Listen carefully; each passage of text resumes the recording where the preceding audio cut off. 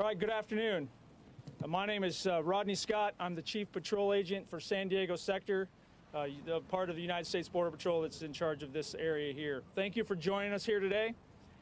I'm going to introduce my partners here within CBP. This is the CBP leadership at the local level is Hunter Davis. He's in charge of the Air and Marine Operations.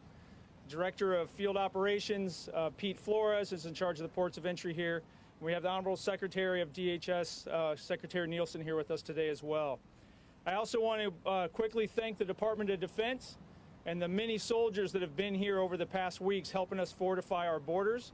The wall right behind me looked very different about a week ago, and I really want to give my most sincere appreciation to the soldiers that have been down here helping us, the ones that continue to help us as we build out and strengthen the border, not just for this migrant, but the criticality, the timeliness for this migrant caravan, but also for all border threats. Simultaneously, we're continuing the border wall expansion here. We have over 8 miles of the new border wall built here as well. Going forward, though, I would really like to just point out quickly the 700 plus CBP officers and Border Patrol agents that are detailed here as well to help us resolve this threat.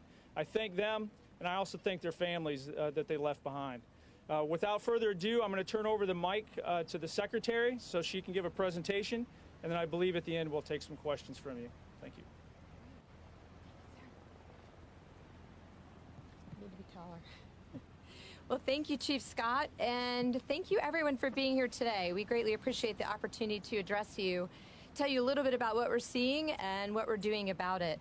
Before I begin, though, I just want to acknowledge the devastating wildfires currently ongoing here in Southern and Northern California. As you know, at the Department of Homeland Security, we also have the Federal Emergency Management Agency. We've seen a very unfortunate, significant loss of life, incredible destruction with more than 10,000 homes destroyed to date. But progress continues to be made thanks to the incredible heroism of the firefighters, and the state of California is projecting that both fires will be contained by the end of the month. I do want to assure everybody, however, that DHS is here for the long haul. We are opening new disaster recovery centers, conducting assessments so that communities can begin the process of rebuilding. So in addition to Chief Scott, I also want to acknowledge our Director of Field Operations behind us, our Director of Air and Marine, and to thank you all three for your outstanding efforts here in San Diego and elsewhere in the sector.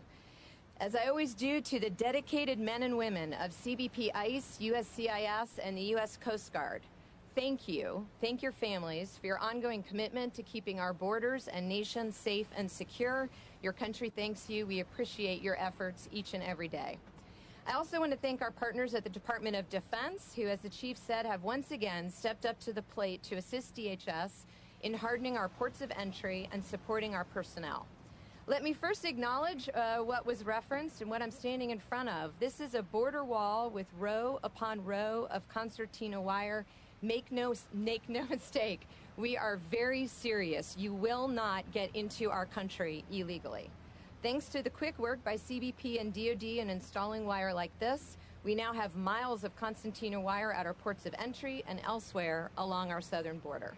As we continue to see the arrival of additional Caravan members south of our border, I want to take this opportunity to set the record straight on what is currently happening at the border and who we see and what we're doing about it. First, some critics and media have stated that DHS is overreacting to the presence of a few hundred migrants that are thousands of miles or weeks away from the United States. I'm here to tell you today that the reality is that there are currently over 6,200 individuals camped out south of the U.S. border in Tijuana today as I stand here. In Mexicali, there are more than 3,000 Caravan members. These two groups, combined with other caravans making their way through the Northern Triangle in Mexico, will result in approximately 8,000 to 10,000 migrants amassing along our southern border. The crisis is real, and it is just on the other side of this wall. Second, some continue to report that the caravan is made up of mostly women and children who are fleeing violence in the Northern Triangle. The reality is that the majority of the caravan that we see is made up of single adult males or teenage males. In addition, we have identified over 500 criminals, to include known gang members, contained in the flow of the caravan. To fuel the sympathetic narrative we continue to see repeated in U.S. media, we know that organizers of the Caravan have been pushing women and children and others to the front of the Caravan in hope that law enforcement will not engage them. This is particularly dangerous given the unusual propensity for violence we have seen in this Caravan, the assaults on border police in multiple countries, and the use of incendiary devices. This is not an organic flow of migrants. Third, critics continue to say that all members of the Caravan are fleeing violence and thus deserve asylum. The reality is that based on historic trends, intel, and open source reporting, we believe that most of the Caravan members will make frivolous or unsubstantiated claims of asylum. Low standards for claiming a fear of persecution have allowed aliens with meritless claims to illegally enter our country, claim credible fear, and then in many cases be released pending lengthy proceedings, generally to disappear. In the last year, only 9%, 1 in 10, of those from the Northern Triangle who applied for asylum were determined eligible by a federal judge. More than 9 in 10 were found not to be eligible or chose not to complete the process. What is clear is that many of those who are here or en route to our southern border via these caravans are economic migrants or are seeking to be reunited with their families already in the United States. Wanting a job is not a basis for asylum under U.S. law. Wanting to be reunited with your family is not a basis for asylum under U.S. law. Wanting to live in the United States, not a basis of asylum under U.S. law. While there are legal ways for individuals to seek all of these outcomes, falsely claiming asylum means that those with legitimate asylum claims are buried in the backlog. Let me be clear, the Caravan does not give one a special right to enter this country. Members of the Caravan will wait in the back of the line of those already waiting to be processed at our ports of entry. As we are witnessing, caravans are dangerous for migrants. They are preyed upon by criminals, traffickers, and cartels. Our nation is experiencing an unprecedented crisis on our southern border that is the result of specific legal loopholes. I know you've heard me talk about these before, but they are created by poorly drafted federal law and a deeply flawed Ninth Circuit Court ruling. It prevents the detention and repatriation of illegal alien minors and family units. The smugglers know these loopholes exist, and they're taking advantage of us and the migrants who do not know any better. Our weak immigration laws have encouraged caravans to try to break our nation's laws. And once again, I call on Congress to do their job and close these loopholes. I refuse to believe that it is too difficult for Congress to do their job in the interest of national security. This administration will not tolerate frivolous asylum claims or illegal entry. If you try to enter our country without authorization, you have broken the law of the United States. You will be detained, prosecuted, and repatriated. In advance of the Caravan's arrival, we have hardened ports of entry, deployed the military, and surged resources. We have worked closely with state and local law enforcement to be able to rapidly deploy where needed. President Trump has also taken decisive action, making illegal entrants ineligible for asylum. Under the President's proclamation, if you enter the U.S. illegally, you will not be allowed to claim asylum. Our generous asylum system is currently being abused, and frivolous claims take away resources for those who are genuinely fleeing persecution. I also want to say that today I am deeply disappointed and troubled by the Ninth Circuit ruling yesterday. We have seen time and time again these open border advocacy groups venue shop here in the Ninth Circuit and obtain temporary injunctions that are far outside the judicial mainstream, and in this case will unequivocally make the United States less secure and likely will result in more migrants being harmed by smugglers and gangs attempting to enter the United States illegally. Let me be clear, this court from a chamber in San Francisco has replaced the President's judgment with regard to the fully delegated authority to determine what is a true national security threat to our nation's sovereignty. This is a dangerous ruling, and given last year's Supreme Court ruling on this issue, will undoubtedly be overturned. I would be remiss if I didn't quickly mention the border wall, which remains a top priority for the department and for this administration. We have championed the border wall system, built the first border wall in a decade, and replaced old fencing with new segments starting last week. And we are asking Congress for billions more so that we have the infrastructure, technology, and personnel needed to gain operational control of our border.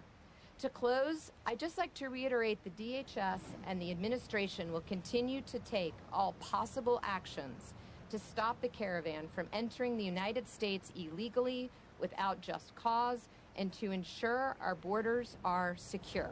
And with that, I'm happy to, with my colleagues here, answer any questions you might have. Madam Secretary. Secretary, with all due respect, this looks a lot like a photo op. The barbed wire is only behind you. It doesn't extend into the sea, doesn't extend up to the hill. Why does it stop right there? Well, first of all, in the sea, what you see is United States Coast Guard. I have full faith and confidence that they'll be able to stop anybody that goes that way. Before you came, we saw somebody come through the sea and claim asylum here in front of the cameras and in front of the border. And they were stopped and they made an illegal entry. So they will be treated as such. Well, in terms of up the wall, what I would say is this is where we saw the biggest potential place where we did see migrants climbing the wall. Wherever we see them, we will put wire up and we will make sure they cannot enter the country illegally. For now, it just extends right here.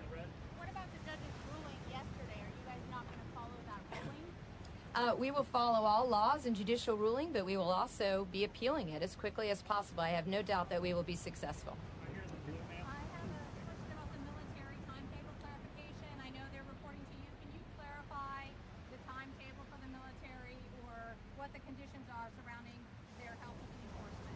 Sure. I spoke to Secretary Mattis just this morning. I have no doubt that DoD will continue to be our partners in this mission until it is resolved.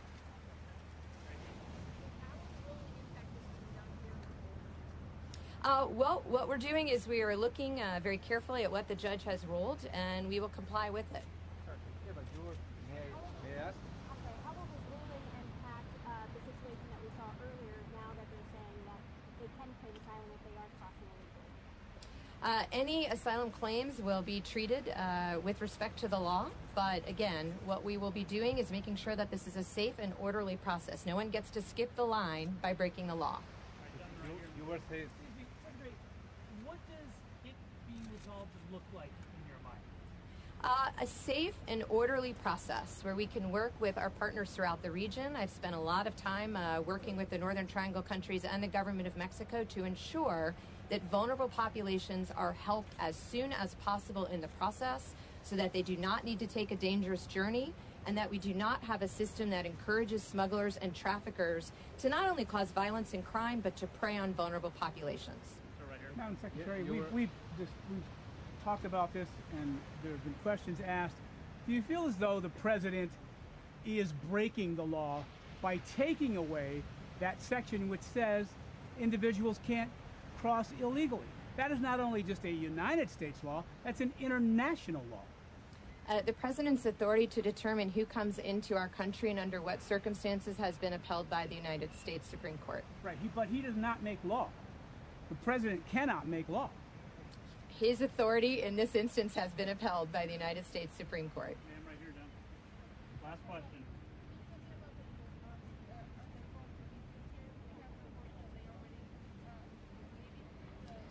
Yeah, so there's some missions that parts of the military have completed.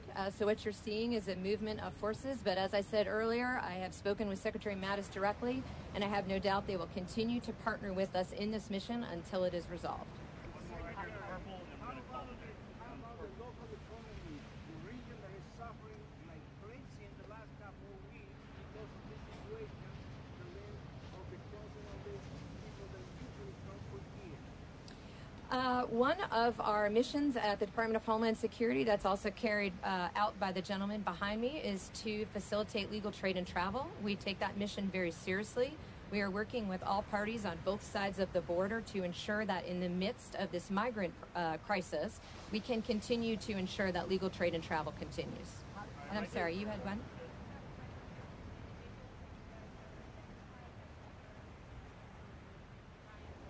So they're criminals, and some of them are gang members, and those are the ones that we know about. So we will continue to work with our partners to make sure we understand who's in the flow. What you have to remember is that a good portion of this caravan busted through in a violent way the border between Guatemala and Mexico.